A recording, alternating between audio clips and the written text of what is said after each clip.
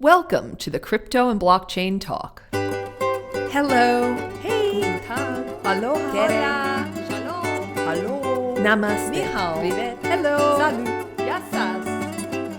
Salve. Ciao. Bonjour. Our podcast talks about the latest trends in the worlds of cryptocurrencies and the blockchain. Hello, everyone, and welcome to this edition of Crypto and Blockchain Talk. My name is Aviva Ounap. I will be your host, and today we are going to have an amazing podcast with an NFT platform, which is really grabbing the headlines along with other NFT platforms who are kind of getting on in this space, which we'll talk about in just a moment. But first of all, I want to welcome with me Mike Dickens. Mike is from BlockAsset, BlockAsset.co. So first of all, welcome to the show, Mike. Thank you. Thank you for having me. Well, I don't know how you felt the other day when you saw the Mickey Mantle NFT baseball card going for $471,000. Did that make you think to yourself, I think we're in the right space? We are seeing, we're in this arena where, you know, we all know that TopShot now is old news. It's very much yesterday's news. TopShot, which is from the same people who brought you CryptoKitties, they were really the first people to make an entry into this space with their with their moments, as they call them, from NBA history, where basically you can own those moments. And even though I really never got down to the crux of what you can do with those moments if you're allowed to capitalize on them in a commercial sense. But, because obviously I would buy TopShot if I knew that I could put it on to a variety of, clothing, merchandise or whatever, and then capitalize on that fact. But you had TopShot. Now you have, of course, Topps, which is one of the oldest baseball card companies in the world. I think they've been, I don't even know how long Topps have been around, but I do know that Topps are definitely older than 1960 because I remember my grandfather told me that he collected them. I guess that they're anyway one of the oldest sports trading cards normally in the tangible sense in the world. And now they've just gone to an NFT collection, which launched with a card that went for pretty close to $500,000. So let me ask you this question. Was it right after TopShot launched that you thought that is a very American approach and we need to have a very European approach, or how did BlockAsset start? So when it comes to Topps and TopShots, the way I see it is that sort of, they don't call it, but we would call it sort of Web 2.5. So it's a mix between Web 2.0 and Web 3.0, which is where BlockAsset would sit. You can tell they're going after the mainstream audience, and it makes sense because still the mainstream audience aren't ready for true Web3, because even Web3 isn't there, the user experience isn't there yet, and that's probably one of the most difficult things for us at the moment. But in terms of where BlockAsset started, so we started, I think it was around about a year ago now. One of our founders is close friends with an MMA UFC fighter named Darren Till, and they had a few links with various other fighters and a few footballers, and a few of them got together. This is before I was involved. I got involved a few weeks after it was founded, and they looked and said, okay, these NFT things, was around the time where TopShots was going pretty crazy. Sort of the crypto punks were selling for crazy numbers. There was a massive NFT boom. They got together and said, okay, there's probably something here. We have some links, right? Let's see what we can do. The idea originally was just to create NFTs of sports people that they had links to and just sell them on OpenSea. So it wouldn't be even our own platform. It would literally just be, we'll make a deal with like a middleman kind of thing, really. So you're creators. Yeah, I mean, that was the original plan, was to do that. And then after looking into it, it was like, okay, why would we do this and sell them on OpenSea when we could just sort of create our own platform? So like there's 5 founders. I came on probably like 3 weeks after because I knew one of the founders quite well. We've been working together for a few years in the crypto space. and not a single one of us can write a line of code, which probably isn't typical for tech startups, because normally, I think that's what played in our favor really. So we had the links, we knew how to sell the idea that we had, which was to create a sports NFT marketplace where it was only verified NFTs. Because one of these things was, we would go on OpenSea, we would look at all these sports listings, and there was a lot of rubbish. You go on and there's just a lot of things we like. Say, for example, you type in Conor McGregor and you'd see thousands and thousands of NFTs on there. And we were just like, okay, but which one of these, how do we know that any of these are actually Conor McGregor's NFTs rather than just a fan uploading their own NFT? And there was no way to know, really, just other than actually doing a lot of research. So he was like, okay, so there's clearly no platform just for verified athletes at the moment. So he was like, okay, let's go and see what we can do here. And then we were looking around, was like, okay, we don't have too much money to set up our own platform. So we were looking around, and then we came across Solana. So we got in touch with the guys at Solana. So this is when Solana was, I can get the chart up now and I can see what the price it was about a year. So it was about a year ago. So Solana, this was before Solana went on its massive run up last year. So Solana at that time was around $30 or even less. No, it was about $8 at the time, Solana. So it wasn't really well known at the time. So it hit a high of around $255 last year. So it wasn't very well known at the time, but we got in touch with the guys, and the first time we got in touch with them, we saw two guys. So Stephen Hess, who now is the CEO of Metaplex, which is the main NFT protocol on Solana, and Austin, who works in, I think, the marketing department at Solana. And these guys were both on a yacht at the Bitcoin conference, which I think was in Miami. And we saw these two, and we're like, yeah, these are the kind of guys we want to work with. Because they were basically on a yacht party, and they were willing to take 10, 15 minutes out of their day to speak to us. I mean, we were pretty much nobodies. Like, we were just some guys with an idea.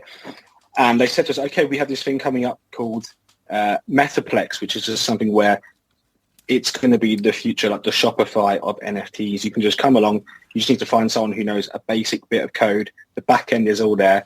You can come along and you can just start creating your own NFT marketplace. And it sort of solved all our problems, really, because we didn't need a whole lot of money. We had a bit of funds between us. We were able to get a developer on board. And then we just started building up our own. I'll be honest with you, to begin with, it wasn't any good because the Metaplex protocol was very raw at the time. So I think we were the third ever project to start on Metaplex and start selling NFTs. I think to this date now, I think there's been over, I think something crazy like 100,000 projects building on Solana, and we were the third. So that's one of the things that's played quite well for us. We were quite early. Our timing was really spot on. Very much so, yeah. If you're third and, Solana's well known. Yeah. Yeah. I mean, we were just we were pretty much the first through the door when it comes to being a sport. If we wouldn't have done it, someone else would have come along and done the same thing. And this is just something where it played into our hands, but because we weren't developers, we were good at sort of selling what we were doing to people. We were speaking to agents, agencies, and athletes. None of them were at the time very clued up on what an NFT was or what the crypto space. So we were, in a way, sort of blowing their minds with the stuff that we were telling them, which, again, really helped us out. We were able to get some incredible athletes. So we launched our first NFT collection in November, and we were able to get IP and licenses for the likes of Muhammad Ali, Wayne Rooney, Michael Bisping, who's a partner in the company, rugby legend Jonah Lomu, and ice hockey legend Alex Ovechkin. So it's incredible for us to go from having pretty much nothing this time last year to going, and I think it still is the highest grossing sports NFT collection that's ever happened. Which just, it was mad. It was crazy. A lot of hours went into it, but yeah, it was good fun. It was good. We sort of created a workplace where everyone just loves to. Everyone puts the hours in. Everyone puts a lot of hard work in, but nobody ever moans about it because everyone loves what they do. So I got to ask you some questions here now. So I'm so glad you told me about your background, because I was going to say to you, are you a techie? And the fact that none of you none of the C-levels in your company are techies. I mean, it really goes to show No. that innovation has no boundaries. Innovation has no blockades because you guys didn't let that little fact stop you. Yeah, like we said we were just a bunch of Steve Jobs without a Wozniak. That's what we used to say. That's probably bigging ourselves up a little bit there. Yeah, I mean, Steve Jobs, by the way, if he heard that, would probably be chuckling. Yeah, it probably would. Yeah, I don't think we're quite on that level, but I think it just goes to show that even as long as you have an idea, a little bit of capital behind you, and the most important thing is the timing is right. Then go for it. So I have to ask a couple questions now about, you've obviously got Muhammad Ali, so you have the licensing for all of these names, which are in itself, the names are they're synonymous with the brand. So did you have to approach the company that holds the brand for Muhammad Ali, or did you have to approach the family, or how did that work? Yeah, so it's ABG, Authentic Brands Group. They hold the rights for Muhammad Ali, so we approached them. They love what we were doing because it's sort of they've done a previous NFT collection with Eternity, who are another big NFT company.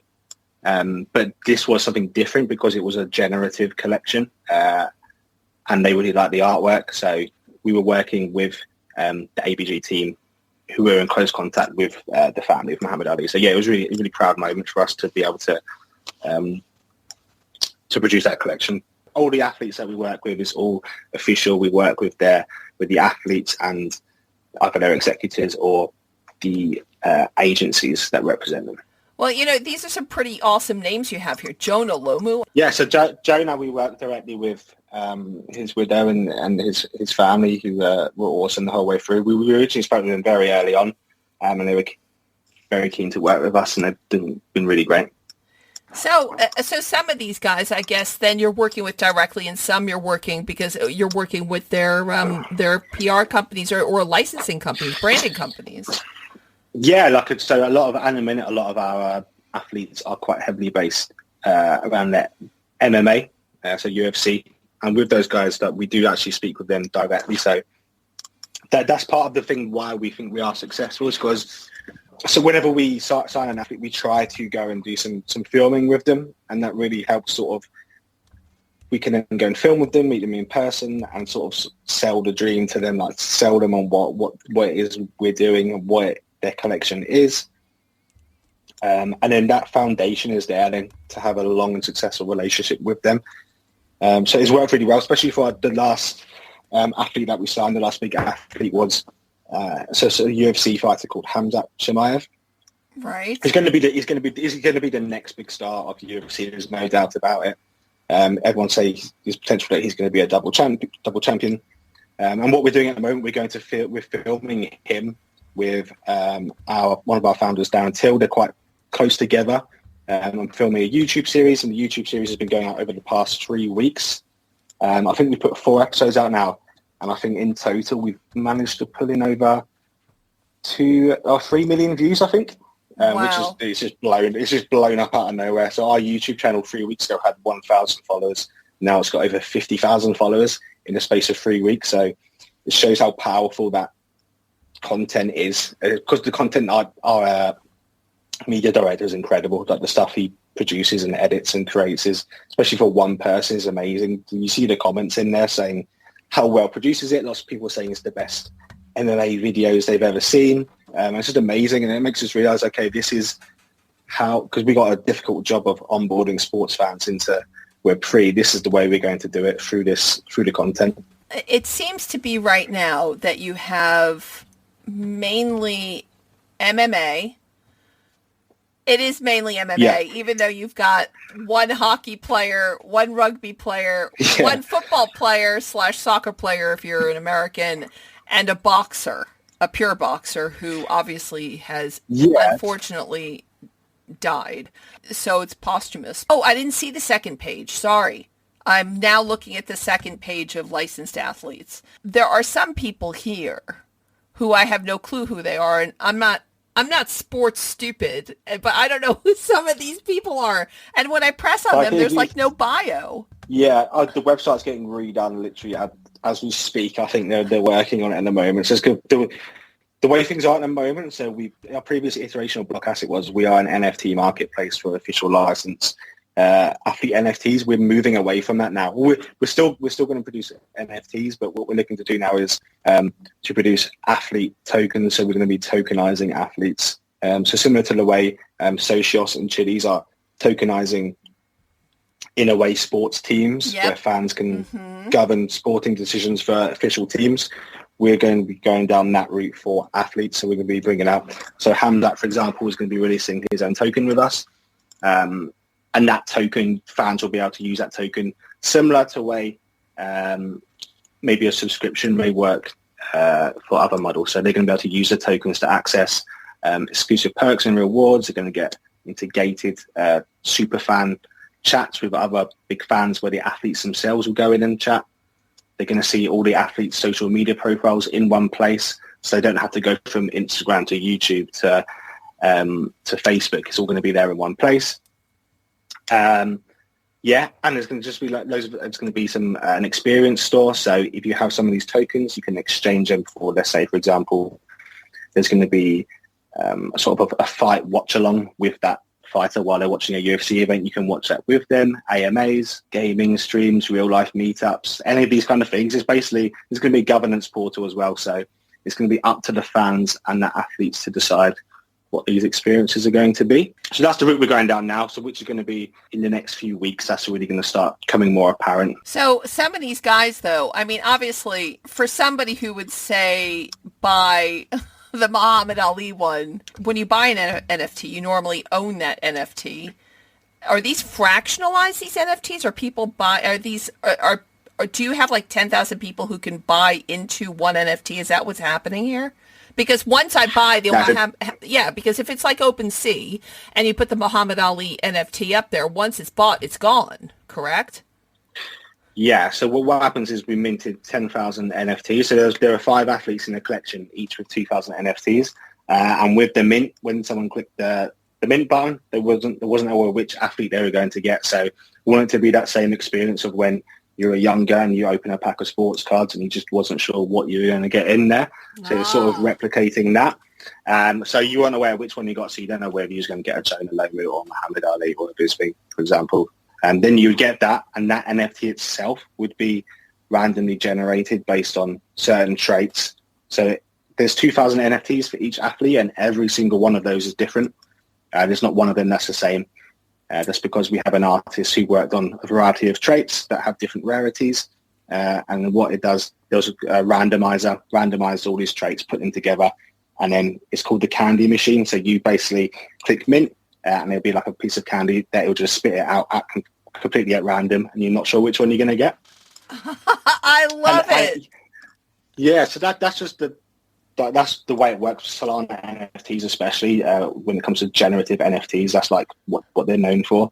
And they do have utilities as well. So, for example, if you hold all 5 of those Legends NFTs, you're going to get sort of guaranteed access to all of our future NFTs before they hit the public. So we sort of encourage people to try and sort of collect, to own the collection there. So yeah, you're kind of trying to get them hooked. So yeah, and like you do in real life. Yeah, like you do with like Topps baseball cards, you know? Yeah. Exactly. They come with some cool perks as well. So like every now and again we'll do like some cool giveaways. So like we sent somebody who owned all 5 of them to New York City. So he went there with his son, and we put all of his NFTs up on Times Square on a billboard for half an hour. And and when we sent someone to we're sending someone to New Zealand to an All Blacks rugby game, someone who holds the Jonah Lomu NFT.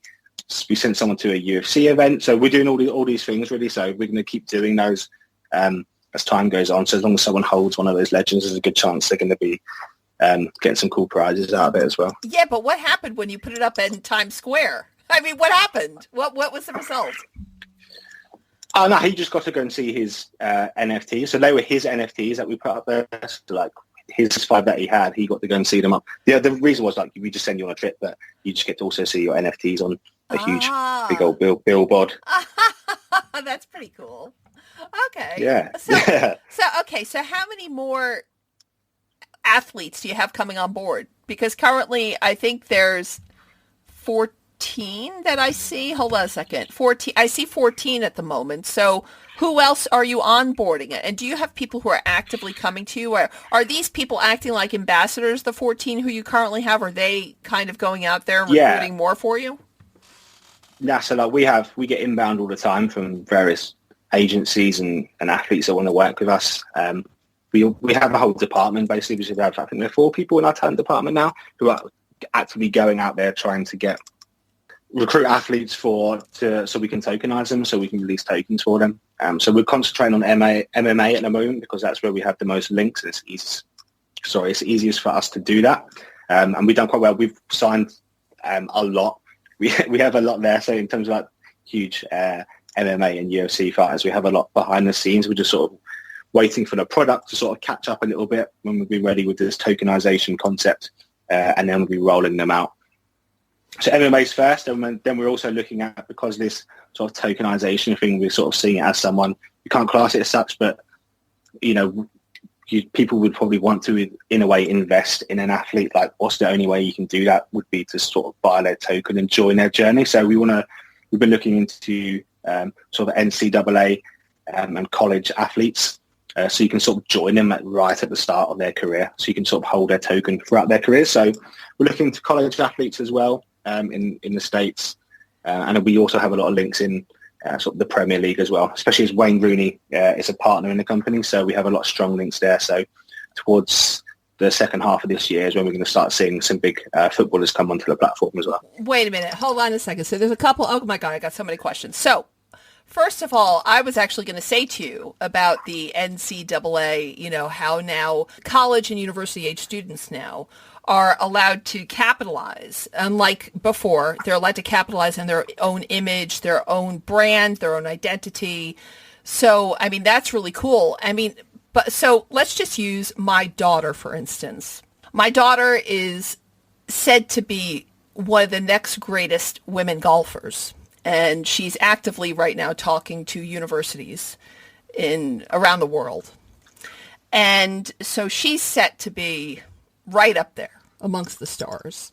So if people wanted to follow her journey, couldn't she say to you, hey, I want my face along amongst your licensed athletes? I mean, could she in essence do that?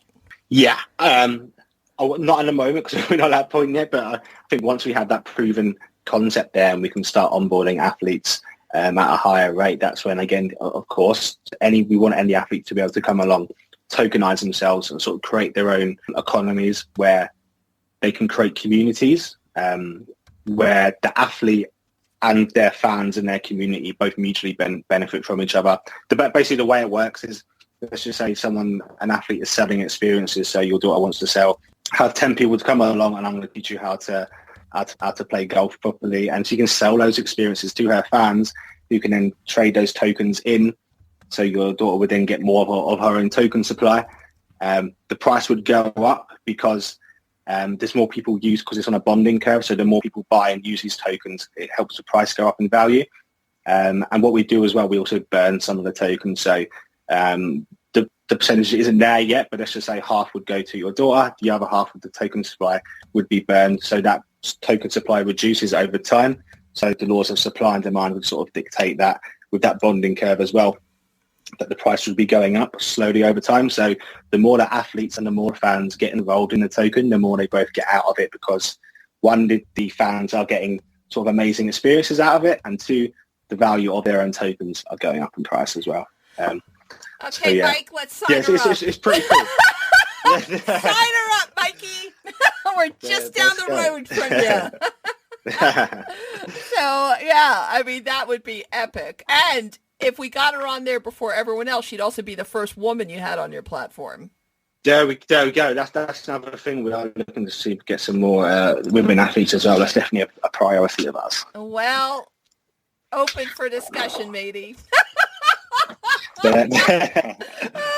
This is such a cool phone call. So, I mean, you said that... It is cool. So, like, yeah. the future of everything, we think the future of everything will somehow be tokenized in some way or another. So, whether that's athletes, celebrities, or even just like possessions, companies, anything we think will eventually have some sort of its own token, but why not? It's just another way of people valuing things now. So everyone puts value to something in some way. So it just makes it more tangible. Well, you said that also one of your, now I must have heard you wrong. Did you, I mean, or maybe I must have heard you right. Did you say that Wayne Rooney was one of your partners? Yeah. So Wayne was obviously in the collection. So again, that's where some of our links to as we came in. So sort of a friend of the business is Wayne's social media manager. That's how we got introduced to Wayne. So when we announced him as a partner, we went to Wayne's house. We had a little tour, showed us his trophy room. I think the video's on our should be on our YouTube page. I think the video where we announced Wayne. And yeah, obviously a very influential guy, as a legend. So he's a very influential guy. So he's got some incredible links there.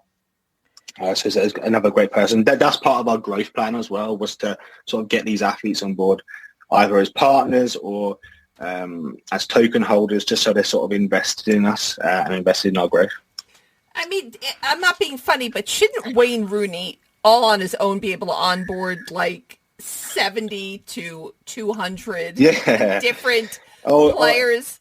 I mean, yeah. Yeah, all in good time. Yeah, I'm like one of these people. Rome was built in a day, and it should have. And Rome actually wasn't even built in a day; it was built yesterday. So I'm the kind of person that's like, it needs to be done like yesterday. Yeah. So I mean, we're the same. Things move pretty fast, as you know, in the blockchain world. So things move crazy fast. So who knows, in like space of a few weeks or a couple of months' time, there's a good chance we'll have a good few well-known footballers there. Well, to be honest with you, I think that this is, I mean, it's an incredible platform. You've got incredible people already aligned with you, and that's really how the success of anything works. You can have a top-rated, I don't know, musical NFT platform, but if you've got, let's say, Beyonce and Rihanna and, I don't know, name one, and Miley Cyrus backing you, it doesn't matter how you've already got a winner. It's all down to the brand. Yeah, it's all down to the people who work with you. So if you've already got names like this, I think it would be hard for anyone else to kind of come onto the scene and go, yeah, we're kind of dropping this NFT platform for sports players. And I'm not going to lie to you, the NCAA part is really what's exciting, I think, as well, because that's going to be massive, where people can actually enter early into the stages of a sports person's career and support them, especially because, I'm the parent of an athlete. So I think that's something we probably not neglected, but we didn't look into to begin with, because we're all British. We weren't really aware of like how big college sports were until we started looking into it. We realized some college games have like 90,000 people attending, which is just mind blowing. When I went to university, they had a game of football. There's probably just a man and his dog there watching. It's just a completely different world. So we just wouldn't. It just doesn't comprehend. So like, it's just when we did a bit of research. Well, he was probably, I'd say, that one man and his dog was probably on his way as well to like do some train spotting. He just stopped for a minute to just watch the game. He wouldn't be sticking around to tell you that. But yeah, it's just, I think just the culture there is just completely different, isn't it? So again, it makes sense, as you say, that people want to get involved and follow those. Again, it's like a social proof kind of thing as well. People always say, I knew about this athlete before anyone else, or so now it's like, okay, you can prove it. You can literally open up your wallet and show that you've owned their tokens for the last 15 years. So that, yes, I was there. I bet on this guy early on. Well, and I think that's a brilliant, there's so many brilliant things that you can do with that. And because, some of the people who you obviously have in your stable of athletes, they're not heavy on social media. For instance, Muhammad Ali obviously isn't.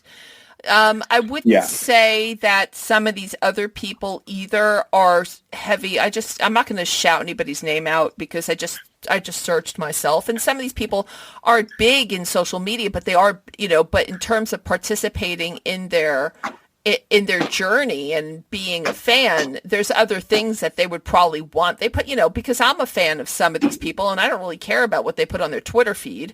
I care about if they are going to do something really cool, like if I'm investing in their NFT, I'm going to get like a special release of something, so if they're going to like come out with a special edition NFT, which I can get my hands on, that's the kind of way I'd want to participate, especially being in the world of crypto and blockchain. I could be completely honest with you, I could give a toss about any of the social media BS. I'm not interested. So, that's like another thing we're going down as well, is like how can these tokens be utilized? So one thing is the governance side of things. So yep. Every athlete will have their own tokens. Any fan that owns that will be able to access and sort of there'll be voting as well. So our content is quite a big deal for us. Like the content that we put out is sort of, we like to think it's like world-class content that we put out. People are probably used to seeing content that's based off sort of brands and sponsorships. There's sort of a reason behind the content people see on social media. It's to sort of sell a product. We want to sort of turn it on its head and say, okay, if you hold these tokens, you can sort of vote and in a way produce the athlete content that you want to see. So let's just say we're going to go and film with this athlete next month. That athlete can then choose 5 options and then those fans can decide, what do you want us to go and film? We did this on our last one, but we did it on a YouTube vote instead because the governance platform wasn't there. So we said, do you want them to go and do outdoor training in the snow? Do you want them to go to a gun range? And there was a couple of other options. And I think the gun range won. So we went took them to a gun range and film and shooting, which you can see in the last episode. That's the kind of thing with the route we're going down with the governance. And again, the governance will be completely open. If an athlete wants to know what their fans think about any aspect of their lives, they can just put a vote on there and their fans can go and vote on it. Well, yeah, I mean, there's just a ton of ways, from merchandise to, to drops that are special only for the holders of the NFT. There's a ton of things that you can do. Yeah. So that's pretty awesome.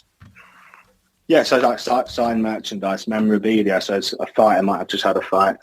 Sign the gloves. Here you go. Someone can go and purchase out of my tokens. Or one thing we're looking at as well is sort of performance bonuses. So this is so you have...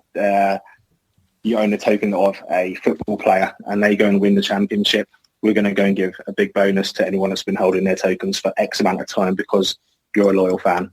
That's another thing we look, whether that's going to be via NFTs or tokens or something else. That's just something we'll be looking into as well. So let me ask you this question. Obviously you're going to have Americans who are going to be probably coming onto your platform and buying NFTs. I mean, unless are they disqualified? So this is a big thing now. So we have very, very good blockchain lawyers across different countries. Yep. And we've been told, obviously, because NFTs are slightly different. So if we're doing sort of an IBO for tokens, we would have to do KYC and Americans probably would be disqualified from that. Yeah. I'm pretty sure that NFTs may be different. I don't really know off the top of my head. That's definitely one for our lawyer to get involved in. Yeah, because the only reason why I'm saying, I think that would probably be the right answer because, as you know, the SEC is now looking to target NFT creators, because they're basically saying that they are being utilized. They're saying that NFTs are being utilized to raise money like traditional securities. And they're already, the SEC has already sent out subpoenas, as you probably are well aware, or your lawyers are well aware, to different NFT platforms and protocols. And they're really interested in information about fractional NFTs, which of course allow multiple people to hold and trade the share of an NFT. Yeah. So fractional NFTs is just like a whole new area. We fractionalized one of our NFTs as well. It's quite interesting. Yeah. But yeah, I think that's going to be sort of the next step of it as well, which will be tokens made up of an NFT. But the thing is that the space moves so quickly is that it's hard for regulators to keep on top of it because there's just constant innovation all the time. And because there's so much red tape, it's going to be 6 months to a year before they get on top of that. And by that time, something new has come along and replaced that. So that's just the way it is. So it'd be interesting to see where it does go. Well, it's even though they're investigating all this right now, nothing has led to an enforcement action. So nothing right now has led to anybody being, jailed or fined, at least at this time. Yeah. But that's probably because a lot of the people at the SEC own crypto constantly, so they know. yeah. They're just, you have crypto exchanges like FTX who made it clear that they won't list NFTs that pay royalties to their holders, the secondary markets, because otherwise they're, especially if the SEC are saying that they might be considered as unregistered securities. Yeah, so I remember that when that happened, there was a big, a lot of drama in the Solana NFT space when that happened, because people were minting NFTs with the promise that they were going to get royalties from NFT marketplaces. Obviously, it seems amazing. Okay, these NFT marketplaces are making millions, and I'm going to make a cut out of that. As soon as the FTX came out and said that, pretty much all of them said, no, we're not going to do it anymore. And the value of people's NFTs absolutely plummeted. So yeah, it's always exciting in the NFT space. Stuff like this is going on all the time. But yeah, it's hard to keep on top of, really. Well, you have, and I'm not everyone knows I'm not a fan of OpenSea. If you know this podcast, and if you've listened to the 170 plus episodes I've done in the past, there's quite a few of them where I talk about NFTs, and I talk about, matter of fact, I think the title was I Was Screwed on OpenSea. And I actually have openly said OpenSea has not that great of a platform, and as we know, they've been hacked and they've had a number of issues, et cetera, et cetera. But even in saying all that, they traded in January a record 5 billion. This is their trading volume in a single month. 5 billion. Do you hear that word? That is just... And they probably take about 5% of every trade or something, right? Well, it's even more than that. And, they have a whole bunch of stuff hidden in very small print, by the way. And the way auctions work, which is how I actually got screwed, because that had to do with the gas fees with Ethereum when you're bidding. But that's a whole other podcast, folks. Don't forget to go, and if you want to listen to that again. That's why we chose Solana, because there's none of that. The minting price is way less than $1. Transactions are way less than $1. It's got its problems, of course, which most blockchains have. But being on Solana has given us a lot more freedom, which you wouldn't get on OpenSea. I can absolutely see that.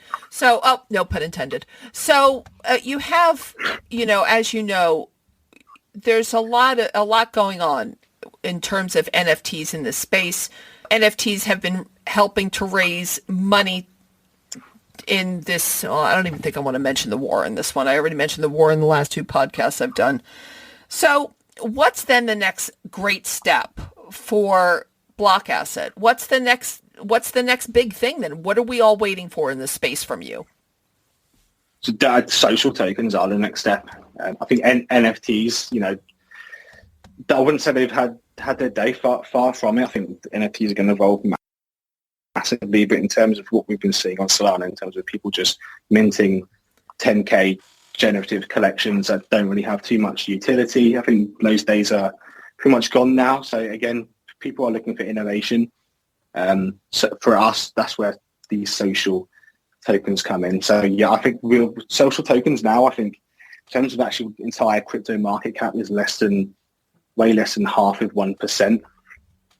Done a lot of research on this. I mean, it looks like there's a good chance that that's going to do 100x over the next few years, because social tokens, there's the likes of, there's one called XCAD, which is like which allows YouTubers to sort of tokenize themselves, and people earn tokens just from watching their YouTube videos, which is cool. There's Rally, which allows just anyone who's sort of a creator to sort of come on and create their own tokens and their own economies, which are getting like Patreon, sort of a Patreon kind of thing, really. So sort of it changes the game up a little. I still think we're early though, because it's hard to educate people on this kind of stuff. Right. But give it like 2 or 3 years, and that's when we're going to see that sort of, okay, this is quite cool. We were the pioneers in this. That's the hard thing for us, because no one's done this before. So when we're trying to plan like the tokenomics, how we're going to do the exchanges, the bonding curves, everything, no one's done this before. So we're just pretty much having to not guess, but take an educated guess into how this should work. So yeah, it's quite fun, but also a bit scary. But yeah, we're excited. So I guess, okay, so I do have one last question for you about the gambling space, because obviously when you have so many famous sports people who are also still alive and running around fields or on courts or in arenas, you would think one of the things that you could actually do is, place side bets or just place bets in general. So, let's just say in his next game, and we'll just say Wayne Rooney because he's there and it's an example. In the next game, Wayne Rooney will make, 5 goals, and I'm willing to put, whatever, and then you just place your bet using your NFTs. Is that something you see yourself doing, or are you going to be staying away from the gambling arena? I mean, in a way, we see the social tokens in sort of replacing gambling. Let's just say you put a bet on, again, a footballer to score a hat-trick in the next game. If it happens, okay, great, you do well out of it, you win a bit of money. But if it doesn't, you just lose your money. That's it. Whereas, let's just say, I think someone's going to score a hat-trick in the next game, I would then go and buy their token. If they go and score a hat-trick, they're, in a way, their stock and their worth will rise because people will think, okay, I want to get involved in that, nice. in this player. So like the price of their token. And then even if, let's just say he doesn't score a hat trick, your tokens are still there. You don't lose them. No one's taking them off of you. They're there to sort of go again in the next match, in which case they could go and do it then. So it's like, it's in a way of like sort of replacing that sports betting. That we imagine like in the future when there's a UFC fighter, rather than come up and showing what his form is, it'll come up and show what his token price is, or rather than showing what the latest betting odds are, it'll come up and show his token price on the screen. That's the way we see it going in the future anyway. Well, no matter what, the future looks pretty interesting and bright, and I will be following you guys. Mike, I want to thank you so much for coming on to Crypto and Blockchain Talk. It's been a real pleasure, and I wasn't joking. I will be bothering you about one day putting my kid on your platform, and I definitely want her to be the first. I want her to be the first female on BlockAsset. Awesome, man. Let's do it. Yeah, obviously NCAA athlete, because if she's big time, well, then we'll have to. Well, we would still do it. There we go. I'm sure you'll be the first investor as well, I'm sure. What, are you kidding? I'm going to buy them all up. That's the thing with parents. We buy everything with our kid on it. That's the worst one. All the parents will be the token whales, I'm sure. What, are you kidding? Yeah, we would. I think it would be a race between me and the grandparents. So me, the husband, the grandparents, you name it, we're going to be fighting over those. I'll be getting some myself. You sold it to me now. I'll make sure I'll be getting some myself. Awesome. Well, I'd like to thank all of our listeners for tuning into this week's Crypto and Blockchain Talk. Please ask your friends and family to download this podcast on one of the over 70 podcasting platforms that we stream on. There is a partial list on cryptoandblockchaintalk.com, so just log on there and find the platform of your choice. Furthermore, these beautiful podcasts, news, music, and more are broadcast 24/7 on our sister radio station, Crypto24radio.com. Crypto24radio.com plays 24/7 around the world and is there for your crypto and blockchain pleasure. You can communicate with us through our social media channels of Facebook, Twitter, and Instagram, but what we really prefer is to talk to you directly through email. So please email us at education@savvydigital. That's education@savvy, S-A-V-I-I, digital.com. Again, thank you for tuning in to us. We really appreciate it, and we know that you have a lot of choice when it comes to your podcast listening pleasure, and also with the time that you spend, because we know that your time is valuable. So please be safe, take care, and goodbye for now.